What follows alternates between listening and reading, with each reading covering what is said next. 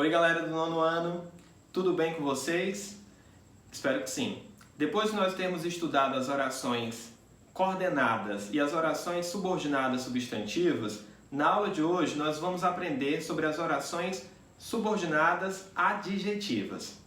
Você pode pensar que esse será mais um assunto complexo, mas o estudo das orações subordinadas adjetivas é bastante simples.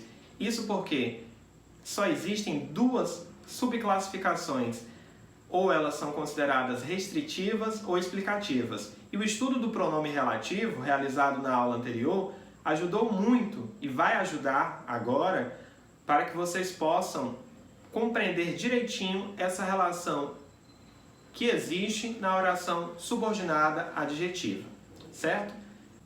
Então vamos lá.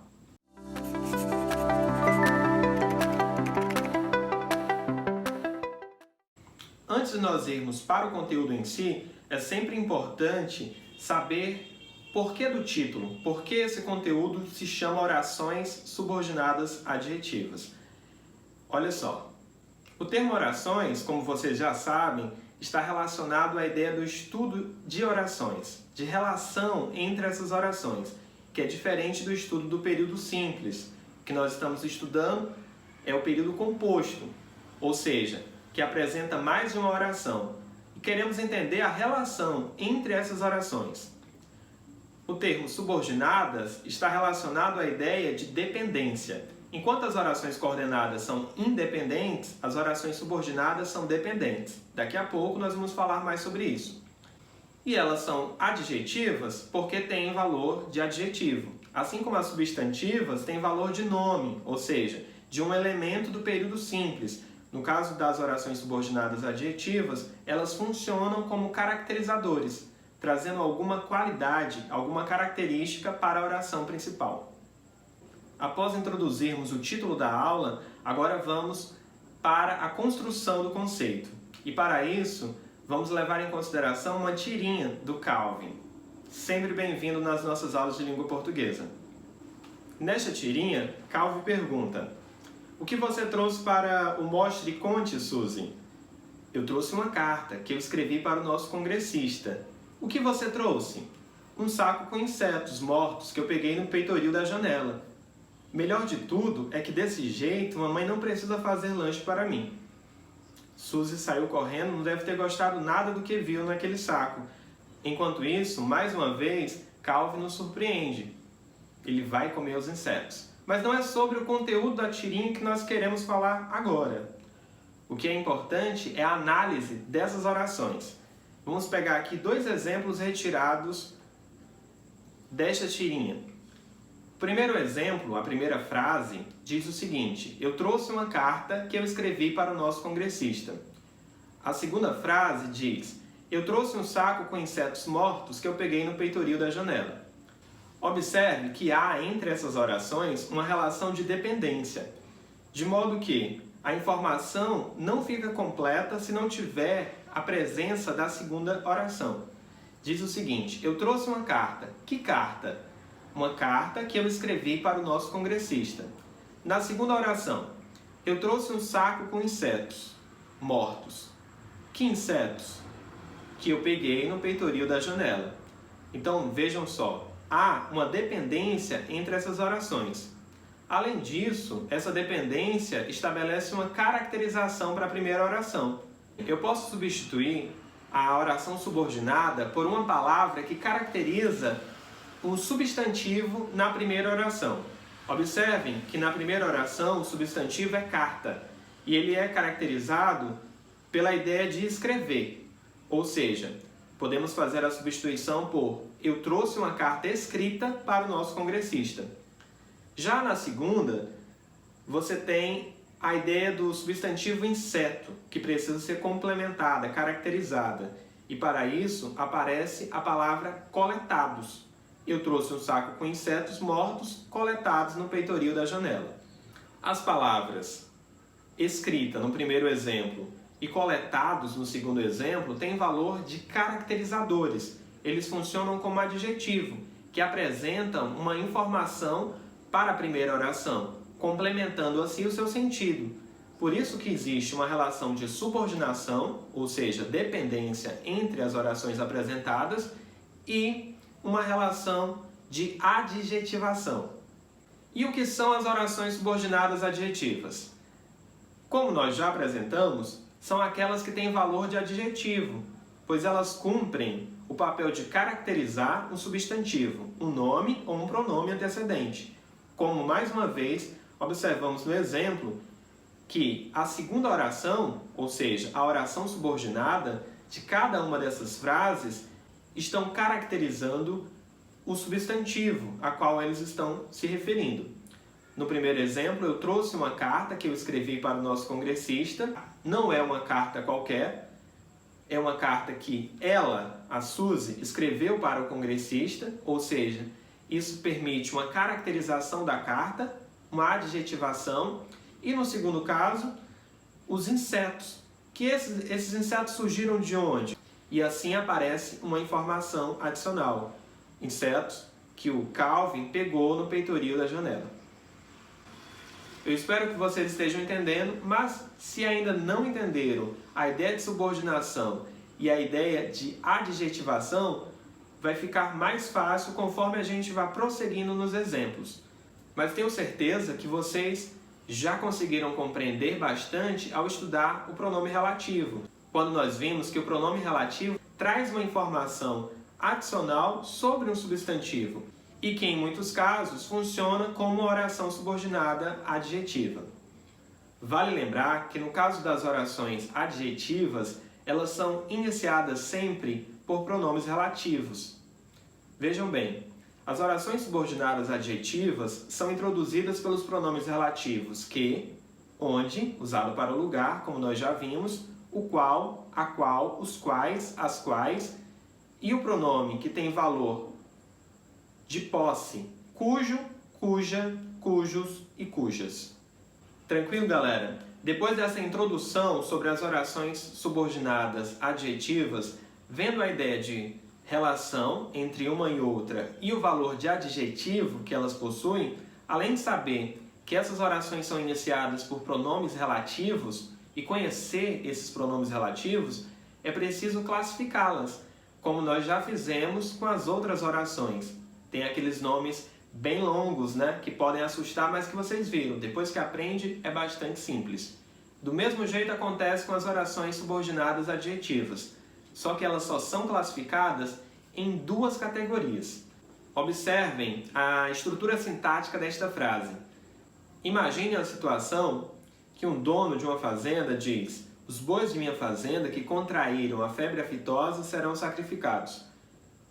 O que o dono da fazenda quer dizer com isso? Que todos os bois serão sacrificados ou que apenas uma parcela desses bois serão sacrificados? Se você respondeu que apenas uma parcela, um grupo será sacrificado, acertou. Isso acontece porque o enunciador dessa frase diz que os bois de sua fazenda que contraíram a febre aftosa, ou seja, apenas aqueles que contraíram a febre aftosa, serão sacrificados. Agora, imaginem que a enunciação seja outra. Na escrita, separada por vírgulas, a oração subordinada. Vejam como essa oração aparece entre vírgulas.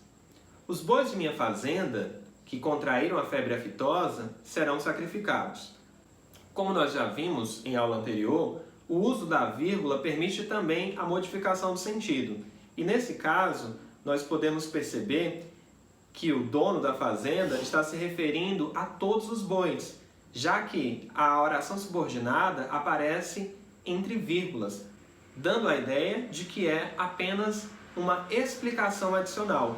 Tanto é que poderíamos retirá-la da frase sem prejuízo. Os bois de minha fazenda serão sacrificados, já que elas aparecem entre vírgulas. Então você já deve ter percebido que, apesar das frases terem as mesmas palavras, o uso das vírgulas mudou o sentido. E não só muda o sentido, muda também a forma de nós a enxergarmos enquanto orações subordinadas adjetivas, mudando assim a classificação dessas orações. Mas antes de nós classificarmos essas orações, vamos observar quais são as possibilidades. As orações subordinadas adjetivas podem ser restritivas ou explicativas. A oração subordinada adjetiva é restritiva quando delimita, restringe ou particulariza o sentido de um nome, um substantivo, um pronome antecedente. Na escrita, liga-se os antecedentes diretamente, ou seja, sem vírgulas, já que funciona aí como adjunto adnominal, caracterizando geralmente um substantivo que funciona ou como sujeito, o núcleo da oração, ou como um objeto. Pode ser ainda explicativa, quando acrescenta ao antecedente uma informação que já é conhecida do interlocutor, assim generalizando ou universalizando o sentido do antecedente. E na escrita, essas orações aparecem entre vírgula. Como vocês sabem, nós estudamos a gramática de forma escrita. Então, de maneira geral, fica mais fácil identificar as orações subordinadas adjetivas para classificá-las. Quando elas vêm sem vírgula, nós classificamos como restritiva. Está restringindo, está ampliando o significado, caracterizando o substantivo. E quando elas vêm separadas por vírgula, nós dizemos que elas são explicativas. Nesse caso, como o próprio nome sugere, é um acréscimo de informação, é uma caracterização, é uma explicação sobre um elemento da oração anterior. Então, se nós voltarmos às duas orações que nós analisamos, vamos ver que em os bois de minha fazenda que contraíram a febre aftosa serão sacrificados sem os usos das vírgulas, a classificação é a seguinte: oração subordinada adjetiva restritiva, porque restringe o significado do nome, do substantivo, dando a ideia de que apenas os bois que contraíram a febre aftosa é que serão sacrificados.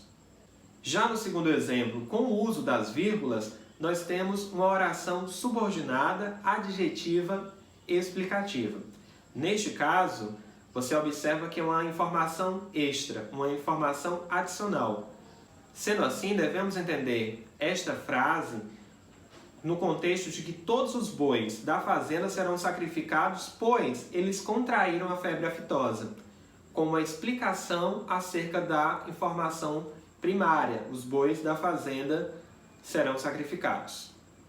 Estudada as relações e as classificações, vamos ver mais exemplos para que vocês possam compreender direitinho o assunto. Vamos continuar a classificação. Observem agora esta frase: os políticos que são corruptos merecem repúdio da população. Como vocês devem ter notado, essa frase aparece sem o uso de vírgulas. Além disso, percebemos que o termo político foi caracterizado pela ideia de corrupto, ou seja, os políticos que são corruptos merecem repúdio da população. Apenas os políticos que são corruptos. A oração subordinada adjetiva que são corruptos está relacionada ao termo políticos, caracterizando-o. Neste caso, além de caracterizar, restringe o termo político. Para ficar mais fácil, fizemos aqui uma apresentaçãozinha com desenhos. Imaginem um conjunto total de políticos. Seriam todos esses que estão no círculo maior. Porém, apenas um grupo de políticos são corruptos. Sendo assim, nós restringimos o significado. Não generalizamos o valor de corrupção para todos os políticos, mas sim para uma parcela destes políticos. E assim, temos uma oração adjetiva restritiva neste primeiro exemplo: os políticos que são corruptos merecem repúdio da população. Apenas os que são corruptos é que merecem repúdio da população. Agora vejam a oração subordinada adjetiva entre vírgulas. Os políticos, vírgula, que são corruptos, vírgula, merecem repúdio da população. Neste caso, há uma explicação sobre o termo políticos. Explica que os políticos são corruptos e merecem repúdio da população. Se você retirar a oração subordinada adjetiva, pode ler: os políticos merecem repúdio da população, porque eles são corruptos. Percebendo que há uma explicação sobre a primeira informação, que é a oração principal. Sendo assim, a oração subordinada adjetiva, além de caracterizar, explica o termo políticos. Simplificando, vejam aí a ilustração. Nessa ilustração, você tem um conjunto total de políticos num círculo maior, mas nenhuma restrição. A ideia de que todos os políticos são corruptos. E assim, estabelecendo, neste exemplo, uma oração adjetiva explicativa. Com essas ilustrações, eu espero que tenha ficado bem claro a ideia de restrição de valor, quando eu caracterizo um determinado elemento da oração principal, e a ideia de explicação, quando eu apenas adiciono uma informação extra, uma informação que tem valor de uma explicação para um interlocutor. Vamos ver mais um exemplo? Neste anúncio publicitário, lemos a seguinte frase: o lixo que você joga na rua acaba sempre voltando para dentro de sua casa. Vocês já devem ter percebido que há um pronome relativo. É o primeiro passo para você procurar a oração subordinada adjetiva. Como vimos, ela sempre inicia por um pronome relativo. Identificado o pronome relativo, que, é hora de classificar essa oração. Se você é muito visual, já deve ter percebido que não há vírgulas nesta frase. Para classificar a oração subordinada adjetiva, já podemos recorrer a esse macete. Não aparece entre vírgulas, é, portanto, uma oração subordinada adjetiva restritiva. Mas você pode estar se perguntando, professor, por que ela é restritiva? E eu pergunto a vocês, de que modo vocês devem compreender esse enunciado? O lixo que você joga na rua acaba sempre voltando para dentro de sua casa. A resposta é muito simples. Os interlocutores devem compreender que não é qualquer lixo, e sim o lixo que se joga na rua é que acaba sempre voltando para dentro de sua casa, trazendo assim uma restrição para a ideia de lixo, que aparece na oração principal. Quando há essa restrição, quando há esse valor de diminuição de um elemento da oração principal, no caso o termo lixo, nós já sabemos que se trata de uma oração subordinada adjetiva restritiva. Agora vejamos mais um exemplo retirado de uma notícia de jornal. Diz assim: o desafio de ler um livro por dia. Sensibilizada pela morte da irmã, que era uma ávida leitora, a norte-americana Nina Saltwich decidiu embarcar numa inusitada viagem literária que durou um ano. O que nós iremos analisar é o olho da notícia. Vejam só. Sensibilizada pela morte da irmã, vírgula, que era uma ávida leitora, a norte-americana Nina Saltwich decidiu. Primeiramente, o que nós precisamos fazer é encontrar o pronome relativo. Vejam só, o pronome relativo aqui é o que? Encontrei o pronome relativo, percebi que se trata de uma oração subordinada adjetiva, agora eu preciso classificá-la. Vejam que essa oração aparece entre vírgulas, que era uma ávida leitora, trazendo assim não uma característica de restrição, mas sim uma característica de explicação, explicando algum elemento anterior, no caso, caracterizando a irmã de Nina. Essa oração é, portanto, classificada como oração subordinada adjetiva explicativa. Isso porque tem valor de explicação, como nós podemos perceber, funcionando como um caracterizador e como uma informação adicional a respeito da irmã de Nina. Agora eu tenho um desafio para vocês. É o seguinte: quero saber qual dessas duas frases faz sentido no contexto atual de pandemia que nós estamos vivendo. A primeira diz assim: os cidadãos aptos que não receberam auxílio emergencial devem procurar a Caixa Econômica. A segunda traz a mesma informação, mas a oração subordinada aparece entre vírgulas. Observem. Os cidadãos aptos, vírgula, que não receberam auxílio emergencial, vírgula, devem procurar a Caixa Econômica. Vamos pensar um pouco para saber qual dessas duas frases faz sentido no contexto atual. Você pode parar o vídeo, pensar um pouco, deixar suas respostas nos comentários e no final observar qual é a solução para esse impasse. Qual dessas duas frases faz mais sentido nesse contexto de pandemia e relacionada à questão do auxílio emergencial? É óbvio que você tem que saber o que está acontecendo e se informar, acompanhar as notícias para compreender o contexto e saber que só uma dessas frases pode fazer sentido. Já já eu dou a resposta para você.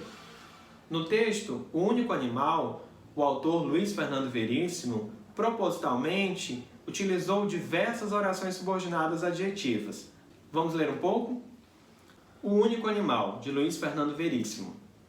O homem é o único animal que ri dos outros. O homem é o único animal que passa por outro e finge que não vê. É o único que fala mais que o papagaio.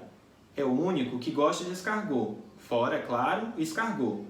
É o único que acha que Deus é parecido com ele.